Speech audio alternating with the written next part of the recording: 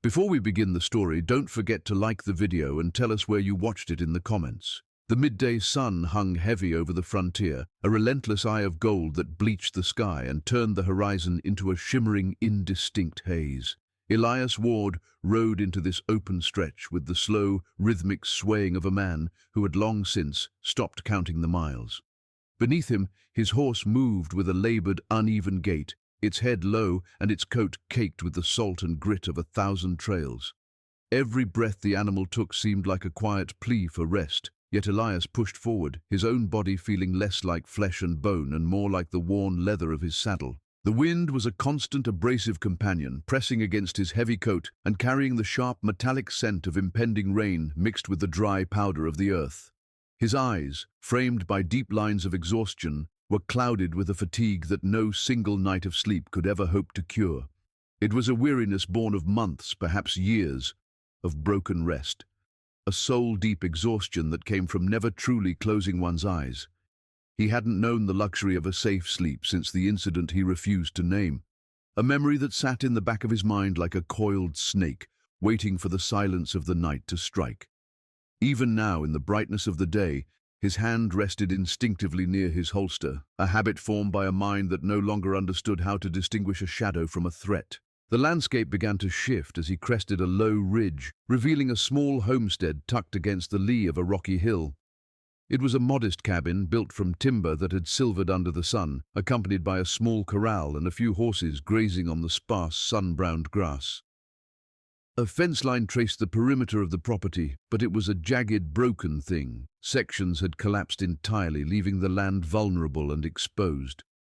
Despite the decay, there was a lingering sense of care about the place. Someone had fought hard to keep this patch of earth alive against the encroaching wild. As Elias drew closer, he spotted 2 women standing by the ruined fence. They didn't wave or call out. They simply watched him with the motionless intensity of creatures who knew that a stranger on the horizon was rarely a bringer of good news. They were Apache women, sisters by the look of them, possessing a shared heritage but projecting entirely different energies. Iona, the elder, stood with a grounded, immovable posture, her hands resting firmly on her waist as if she were a pillar holding up the sky itself. Her face was a map of responsibility and guarded concern, the look of a woman who had seen the world take too much and had decided she would give no more. Beside her stood Neely, younger and more restless, her eyes darting toward the tree line with a visible tension. She tried to mirror her sister's bravery, but the quick bird-like movements of her head betrayed a heart that was still scanning for the dangers that had already stolen so much of their kin. Elias checked his horse's pace as he neared the perimeter, careful not to make any sudden movements that might be misinterpreted by the 2 watchful figures. He didn't raise his hand in greeting. In this territory, a hand moved too quickly toward the sky looked too much like a hand moving toward a weapon. He dismounted with deliberate slowness, his boots crunching into the dry soil as he stood several paces away, respecting the invisible boundary they had set. Iona was the first to break the silence, her voice emerging calm and hard, like a stone skipped across a frozen lake. She asked if he was passing through, her eyes never leaving his. Elias offered a short nod, his gaze drifting toward the splintered wood of the fence. He remarked that the storm had hit their defenses hard, noting the split rails and the weakened posts that groaned under the pressure of the wind. Iona crossed her arms, her jaw tightening as she admitted they couldn't fix it fast enough on their own. Nieli stepped forward then, her voice carrying a slight tremor that she couldn't quite hide, offering to pay him in food or whatever meager supplies they had left if he would help them. Elias looked at the fence again, seeing the immense labor required for 2 people who were already worn thin by the demands of survival. He felt a familiar pull in his chest, a strange, heavy mixture of responsibility and the lingering rot of guilt. He had spent years avoiding any place that required him to stay, yet looking at the fear etched into Nieli's face, he felt the sudden, crushing weight of his own aimless wandering. "I'll fix it," Elias said, his voice gravelly and low. The words seemed to hang in the air for a moment before the relief flickered across Nieli's features like a candle in a dark room. But Iona remained steady, her suspicion not so easily dismantled by a stranger's kindness. She watched him as he added that he would do the work free of charge, a statement that caused the sisters to exchange a confused, wary glance. Why would a man with the look of a wolf offer the services of a sheep? Iona frowned, her voice sharpening as she demanded to know why he would offer such a thing. Ilias took a slow, deep breath, dreading the explanation that always felt like pulling a serrated blade from his own throat. He told them there was one condition. Immediately, their bodies shifted. Iona straightened her spine and Nieli pulled back half a step, the air between them suddenly thick with a new kind of dread. Elias kept his tone strictly controlled, his eyes reflecting a profound, somber respect. He told them that for the night he stayed, he would need to sleep between the two of them. Neely's eyes widened with an immediate sharp alarm, and Iona's jaw tensed as if she were preparing to strike. But before the protest could leave their lips, Elias raised his hand, slowly, palm open, silencing them with the sheer weight of his honesty. He told them plainly that it wasn't what they thought, his voice carrying the hollow echo of a man who was haunted by his own instincts. "I don't sleep safe," Elias continued, his gaze unwavering as he laid his truth bare before them. He explained that if someone approached him in the dark or if he was startled awake, his body reacted with a lethal, reflexive violence before his mind could ever catch up. He told them he didn't want to mistake either of them for an enemy in the shadows, nor did he want the danger of the outside world to slip past him while he was lost in a nightmare. By sleeping between them, he would have the tactile assurance of their presence. He would know they were safe, and his hands wouldn't reach for his gun without a reason. The explanation settled over the homestead like the cold shadow of the gathering storm clouds. The wind began to pick up, pressing a chill against the cabin as the sisters processed his words. Iona searched his face, looking for any trace of hidden desire or deception, but she found only the rigid stiffness of a man who was terrified of his own shadow. She saw the exhaustion in his voice and the way he kept his hands visible, realizing that he wasn't asking for a favor. He was asking for a safeguard against his own trauma. Nieli looked at his worn horse and the hollows under his eyes, seeing a man who had been driven out of peace so many times that he no longer trusted the silence of the night. Iona finally nodded, her voice a low murmur as she accepted his word, giving him permission to fix the fence and stay the night. Before we begin the story, don't forget to like the video and tell us where you watched it in the comments. Elias set to work immediately, his movements characterized by a practiced, mechanical efficiency that spoke of a life spent building and rebuilding in the face of ruin. He rolled up his sleeves, revealing forearms corded with muscle and scarred by years of hard labor, and began the arduous task of salvaging what remained of the homestead's perimeter. The fence was in a state of advanced decay, its timber splintered and grayed by the elements, but Elias handled each rail with a strange, somber reverence. He dug deep into the parched earth to reset the leaning posts, his hands moving with a steady rhythm that seemed to calm the very air around him. The sisters watched him from a distance at first, their suspicion lingering like the scent of wood smoke, but gradually they were drawn into the orbit of his industry. Nieli was the first to approach, offering to fetch the heavy iron tools he needed, her movements hesitant but willing. Iona soon followed, her presence more imposing as she stepped in to hold the long, heavy rails steady, while Elias drove the nails home with powerful echoing strikes of his hammer. There was very little conversation between them. Elias wasn't a man for empty words, and the sisters had learned long ago that silence was often the most honest form of communication. Instead, they spoke through the shared weight of the timber and the synchronized effort of their bodies, three survivors finding a temporary, fragile harmony in the work of restoration. By late afternoon, the fence line had begun to regain its integrity, standing straight and defiant against the encroaching wild. As the sun began to dip behind the jagged teeth of the western ridges, the sky bruised into deep shades of purple and charcoal, signaling the arrival of the storm Elias had smelled on the wind. The temperature plummeted, and the air grew thick with the static charge of lightning, making the hair on his arms stand on end. They moved toward the cabin just as the first heavy droplets of rain began to hammer against the roof, a rhythmic drumming that seemed to drown out the rest of the world. Inside, the space was cramped and smelled of dried herbs, old wood, and the faint, lingering warmth of a hearth fire. The transition from the wide, open frontier to the enclosed confines of the cabin brought a new, sharper kind of tension to the air. The sisters moved with a quiet, practiced efficiency, preparing a simple meal, but their eyes frequently drifted to Elias, who stood near the door like a sentinel. The condition he had set now loomed over them, no longer a theoretical bargain but a physical reality they were about to inhabit.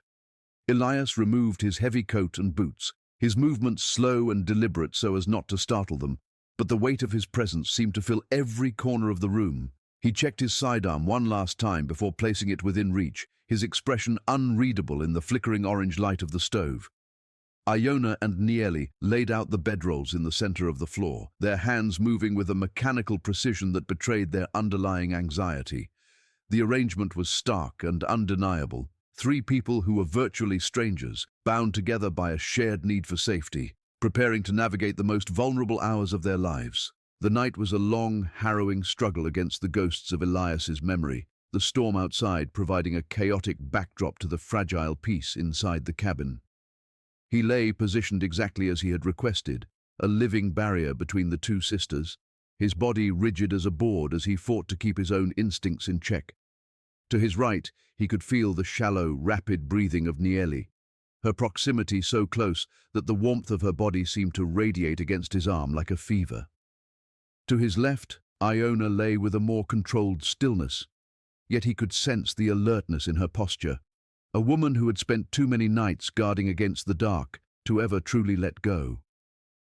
Every groan of the timber walls under the wind's assault felt like a footstep to Elias's hyper-vigilant mind. Every flash of lightning that seeped through the cracks in the shutters looked like the glint of a blade. He forced himself to breathe in slow, measured counts, his fingers twitching toward the cold steel of his gun every time a branch scraped against the roof. Yet, as the hours dragged on, something shifted in the atmosphere of the room. The initial sharp edge of alarm began to dull, replaced by the grounding reality of their shared presence. He realized that for the first time in years, he wasn't just guarding himself, he was guarding a perimeter that included other living souls. The weight of the sisters' trust, however hesitant it might be, acted as a strange anchor, tethering him to the present moment and preventing his mind from drifting back to the blood-soaked camp of his past. He didn't sleep deeply, but he found a sliver of rest that wasn't haunted by the usual screams. Dawn broke over the homestead with a quiet, washed-out clarity, the storm having spent its fury in the early hours of the morning. Elias was awake long before the sun, his eyes opening to the grey light of the cabin with a clarity that surprised even him. He lay still for a moment, listening to the synchronized rhythm of the sisters' breathing, a sound that felt more melodic than the finest music he had ever heard. When he finally sat up, his movements were fluid and free of the usual frantic tension that usually accompanied his waking moments. He didn't reach for his gun with a snarl. Instead, he simply rested his hands on his knees and exhaled a long, steady breath.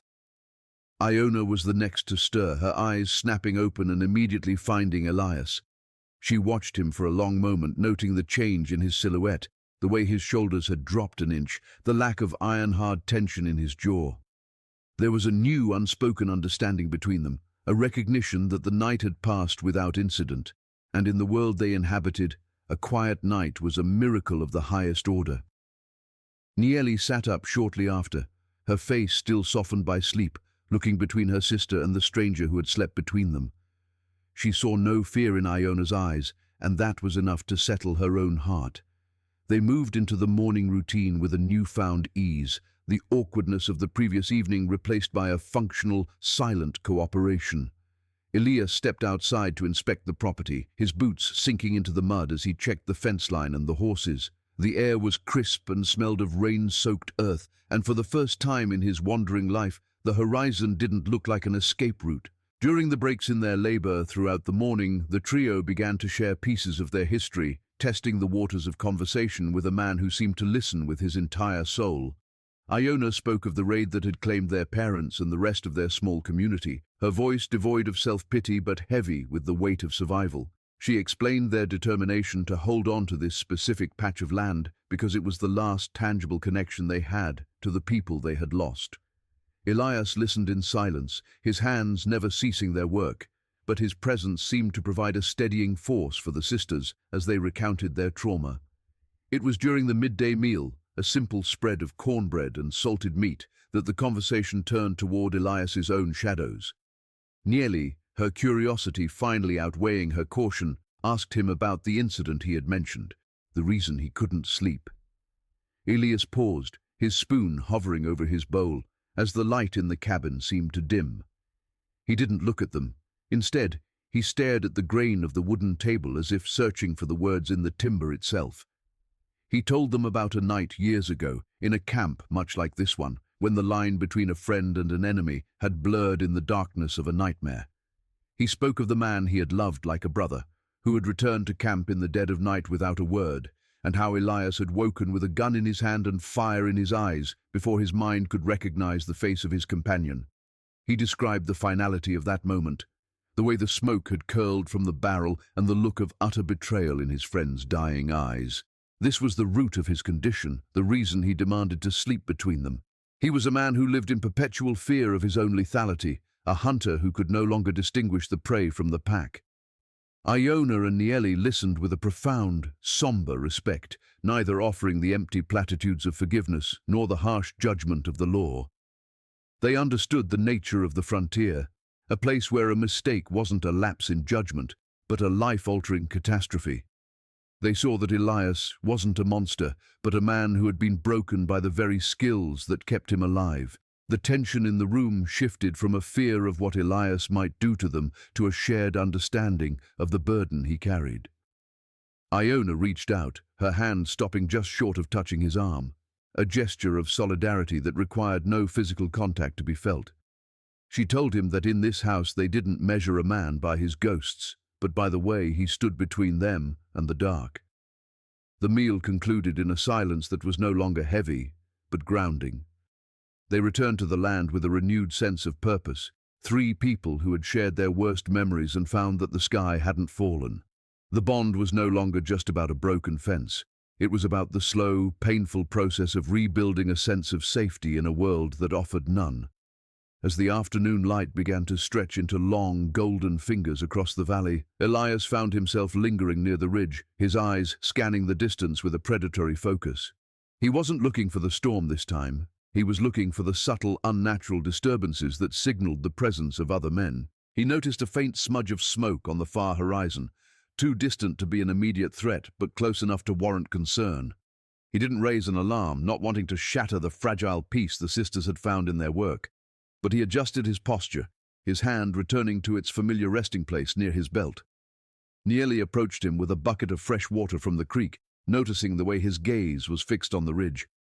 She asked if he saw something, her voice carrying a trace of the old anxiety, but Elias offered her a small, reassuring smile, a rare expression that transformed his rugged face. He told her the land was steady for now, but that vigilance was a price they would always have to pay for their sanctuary. He helped her carry the water back to the cabin, his movements protective without being overbearing. The sisters had begun to move around him with a lack of hesitation that signaled a profound shift in their dynamic. He was no longer a stranger they were tolerating, but a component of their survival they were beginning to rely upon. As the first stars began to pierce the twilight, Elias felt a strange, unfamiliar sensation in his chest, a quiet, steady heartbeat that didn't feel like a drum of war, but a pulse of belonging. The second night in the cabin was markedly different from the first, the sharp edges of suspicion having been worn down by shared labor.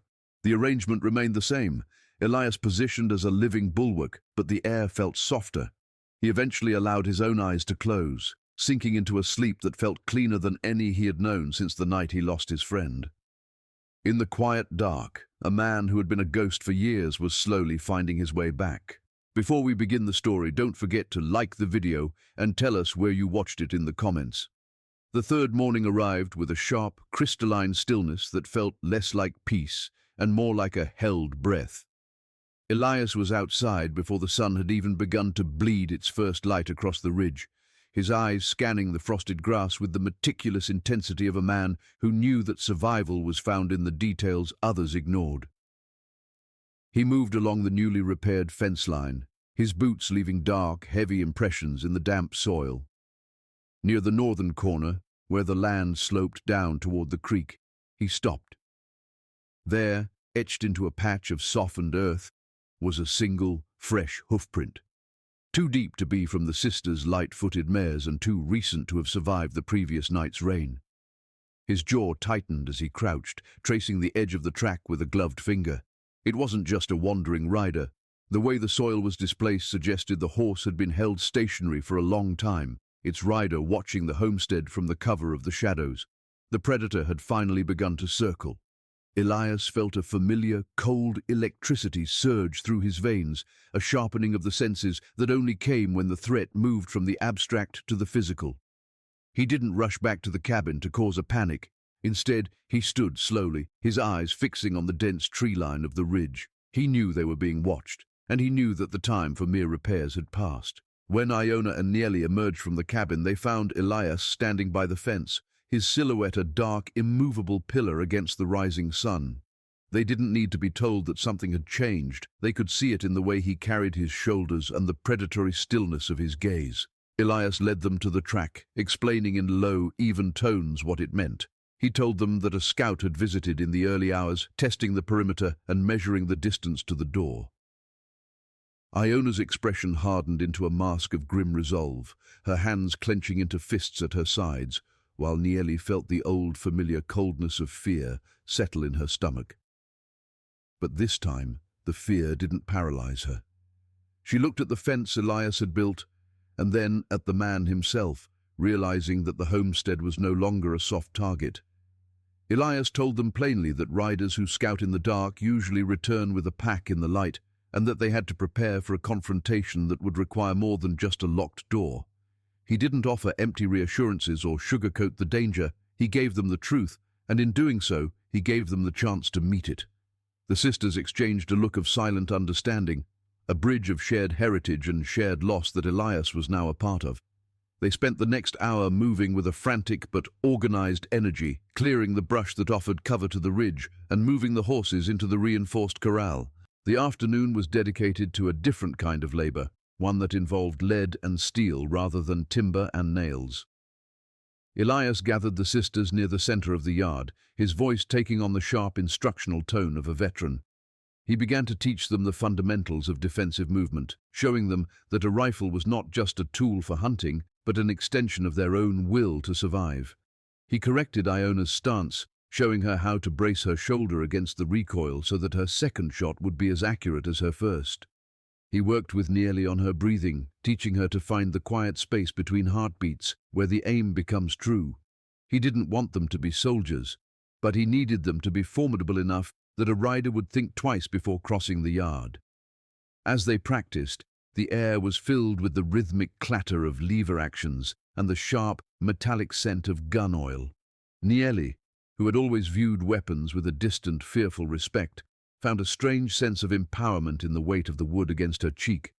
She looked at Elias and saw not a man who enjoyed violence, but a man who understood it so deeply that he could use it as a shield for others.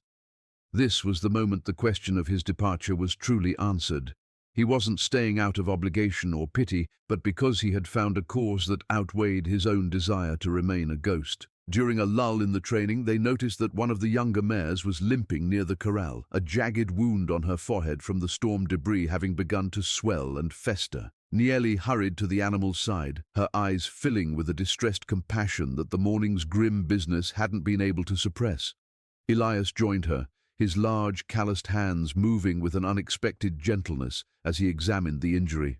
He spoke to the horse in a low, soothing murmur that seemed to bypass the animal's fear, calming her enough to allow him to clean the wound with warm water and herbs Iona provided. As he worked, Nieli watched him with a new kind of intensity. She saw the way his fingers, so capable of lethal speed, were now focused entirely on the delicate task of healing. She realized that the incident he had recounted, the accidental shooting of his friend, hadn't just made him a better fighter, it had made him a man who valued the fragility of life above all else.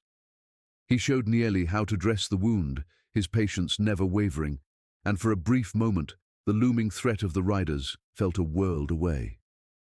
Iona watched them from the porch, her arms crossed, a small, nearly imperceptible softening appearing in the corners of her eyes.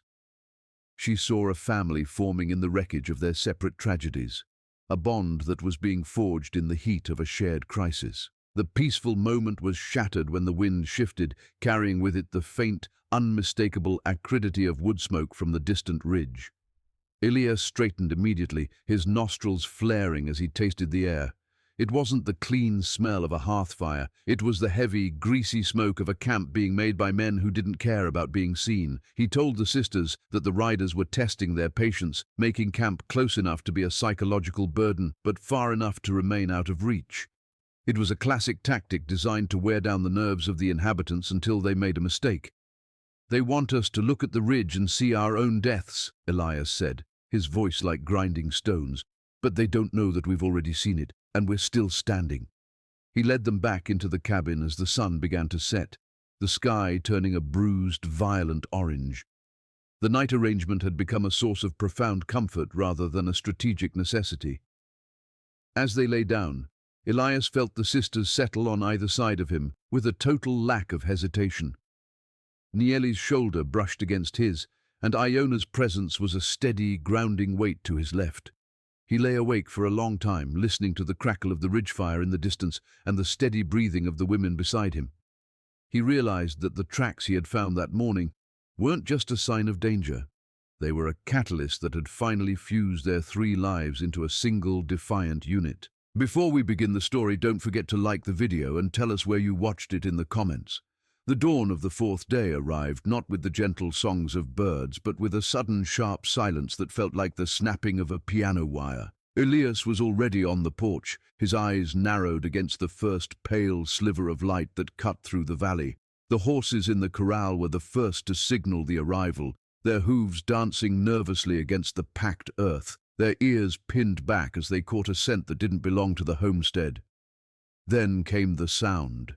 An uneven rolling thunder of multiple riders descending from the ridge. 6 silhouettes emerged from the morning mist, moving with a deliberate slow-motion grace that signaled a predatory confidence. At the head of the group rode the man with the scarred cheek, his presence more menacing in the daylight than it had been in the shadows of the previous night.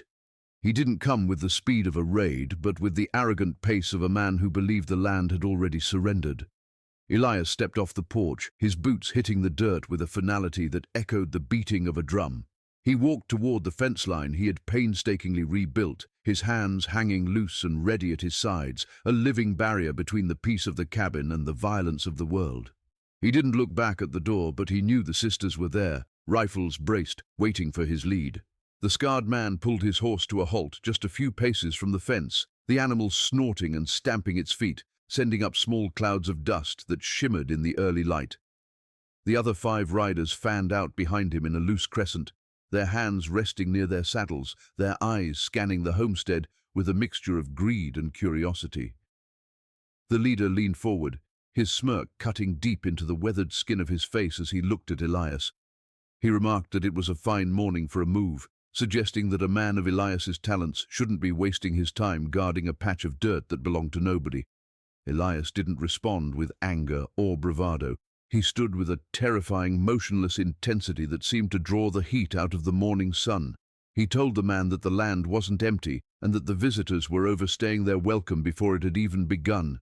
The air between them grew thick, charged with the kind of tension that precedes a lightning strike. The scarred man's eyes drifted toward the cabin, where the barrel of Iona's rifle glinted in the window. He laughed, a dry, hollow sound that carried no warmth, and told Elias that a single man and 2 women couldn't hold a perimeter against a pack that was hungry for more than just cornbread. Elias's voice remained a low, gravelly rumble as he replied that they didn't need to hold the whole frontier, just the ground they were standing on, and that was a distance he knew how to defend. The standoff reached its breaking point when one of the younger riders, eager to prove his worth, spurred his horse forward and reached for the revolver tucked into his belt. He didn't even have time to clear leather before Elias moved. It wasn't the frantic speed of a panicked man, but the fluid, devastating precision of a predator. Elias closed the distance in 2 long strides, his hand shooting out like a piston to seize the rider's wrist. With a sharp, controlled twist, he forced the man's arm down against the saddle horn, the sound of straining joints audible in the sudden silence. The rider's gun fell into the dirt, and Elias drove his shoulder into the man's chest, unseating him and sending him tumbling into the dust. The other riders reacted instinctively, their hands flying to their weapons, but they froze when they heard the twin clicks of rifles being cocked from the cabin porch. Iona and Nieli had stepped out into the light, their faces set in masks of grim, unwavering determination. They didn't shout or tremble. They stood exactly as Elias had taught them, their sights leveled at the men in the saddles. Elias didn't draw his own weapon. He simply stood over the fallen rider, his eyes locked onto the scarred leader. He told them that the first man to pull a trigger would be the second man to die, and that the math of the situation had changed. The silence that followed was absolute, broken only by the heavy breathing of the horses. The scarred man looked from Elias to the sisters, his confidence visibly fraying at the edges. He hadn't expected an organized defense, and he certainly hadn't expected the women to stand with such lethal poise. He realized that taking the homestead would cost him more than he was willing to pay, not because he lacked the men, but because he lacked the will to face 3 people who had nothing left to lose. He signaled his men to ease back, his jaw tightening with a bitterness that promised a long memory.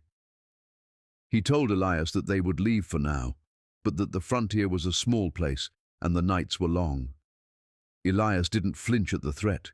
He watched as the fallen rider scrambled back onto his horse, his face pale and his pride shattered. The group turned their mounts, riding back toward the ridge with a slow, retreating rhythm that lacked the arrogance of their arrival. Elias stood at the fence line until the last of the riders had disappeared beyond the crest of the hill, his body finally allowing a sliver of the tension to bleed out. He knew it wasn't a final victory. Men like that didn't forgive a humiliation, but it was a reprieve, and in their world, a reprieve was as good as a blessing. He turned back toward the cabin, finding Iona and Nieli still standing on the porch, their rifles lowered, but their spirits still high. They had looked into the eyes of the wolf and hadn't blinked. Inside the cabin, the atmosphere had shifted from the cold dread of anticipation to a strange, humming energy. The sisters moved around the room with a new kind of confidence, their steps lighter and their voices carrying a resonance that hadn't been there before. Nieli approached Elias, her hands still vibrating with the remnants of the adrenaline, and thanked him, not just for the defense, but for the belief he had placed in them. Iona sat at the table, her hands resting on the wood, and looked at Elias with a profound, quiet respect. She asked him what the next move was, acknowledging for the first time that his presence was no longer a temporary arrangement. Elias sat opposite her, the weight of the morning's confrontation still sitting in his bones. He told them that the riders would likely wait for a better opportunity, perhaps bringing more men or waiting for the cover of a deeper storm. He explained that they needed to fortify the cabin further and ensure the horses could be moved inside if necessary. But as he spoke, he realized he wasn't talking like a man who was preparing to leave. He was talking like a man who was planning a life. The condition of sleeping between them was no longer a bargain for safety. It had become the cornerstone of a new kind of family. The night ahead would be the first where they didn't just survive together but lived together. Before we begin the story, don't forget to like the video and tell us where you watched it in the comments. The days following the riders' retreat were characterized by a silence that no longer felt like a threat, but like a gift. The frontier, once a vast and indifferent expanse of danger, seemed to have drawn a protective circle around the homestead, as if the land itself acknowledged the blood and sweat that had been poured into its soil. Elias Ward spent his mornings not just watching the ridge, but actively improving the life within the perimeter he had defended. He moved with a new sense of purpose, his hands no longer just resting on his gun, but finding labor in the small, vital tasks of a functioning home. He reinforced the roof shingles, cleared the silt from the creek beds to ensure the water ran sweet, and worked with Iona to expand the garden. The vigilance was still there, a sharp edge in his gaze that would likely never fully dull, but it was now balanced by a steady, grounding peace. He found that the calculation he once used for survival, measuring distances, tracking shadows, anticipating violence, could be repurposed for restoration. Every rail he hammered and every beam he braced was a silent prayer for a future he had once believed was impossible for a man with his history. The sisters moved alongside him, no longer just students of his defense, but partners in his persistence. The true shift occurred on a quiet evening as the sun began to bleed into the western horizon, painting the valley in shades of honey and amber. Iona stood on the porch, watching Elias as he brushed down the horses, his movements slow and rhythmic. She didn't approach with the caution of a stranger, but with the steady confidence of a woman who had found a brother in the wilderness. She told him plainly that the work he had done on the land was permanent, and that the cabin would always have a place for him, regardless of whether the riders ever returned. Elias stopped his work, the brush held mid-air as he looked at the woman who had trusted a ghost with her life. He realized then that his wandering had been a search for a place where his hands could heal more than they hurt. He told her that he had spent years running from the memory of a single night, thinking that distance was the only way to keep the world safe from his instincts. But here, between the broken fence and the rising hills, he had discovered that safety wasn't found in isolation, but in the shared weight of a common goal. Nieli joined them, her laughter, a sound once rare and fragile, now ringing out clearly against the twilight. She told Elias that the horses were no longer the only ones who slept soundly under his watch. The invitation to stay was never officially spoken because it didn't need to be. It was written in the way they shared their meals and the way they looked at the stars. As the weeks turned into a new season, the homestead flourished under their collective care. Elias found himself utilizing a deeper, more analytical part of his mind, perhaps a latent skill from a life he had lived before the war and the wandering. He began to organize their supplies with a precision that bordered on the scientific, calculating the longevity of their grains and the medicinal properties of the wild herbs Iona gathered from the hills. He showed them how to treat the ailments of the livestock with measured doses and careful observation, his hands finding a new kind of grace in the work of a healer. The sisters, in turn, shared with him the deep wisdom of their own heritage, teaching him the language of the wind and the subtle signs of the changing earth. The condition of sleeping between them had evolved into a sacred routine of mutual protection. When they lay down at night, the arrangement was no longer a tactical barrier against Elias's nightmares, but a physical manifestation of their unity. He sat between them, a pillar of strength, while the sisters provided the warmth and the light that eventually chased the shadows from his mind. He found that he no longer woke with a hand on his gun. Instead, he woke to the soft, rhythmic breathing of the two people who had given him back his soul. The nightmares that had haunted him for years began to fade, replaced by a quiet, steady dream of a home that was no longer a refuge, but a legacy. The final night of our story finds the three of them sitting on the porch as the moon climbs high above the ridge where the riders had once stood. The land is still, the air carrying only the faint, sweet scent of damp grass and the distant call of an owl. Elias looks out over the fence, seeing it not as a barricade but as a boundary of the life they have built. He knows that the world outside is still harsh, and that more riders or new storms may eventually test their resolve. But he also knows that he is no longer a man defined by a mistake, but a man defined by the people he protects. He looks at Iona, whose strength has become his anchor, and at Nieli, whose spirit has become his light.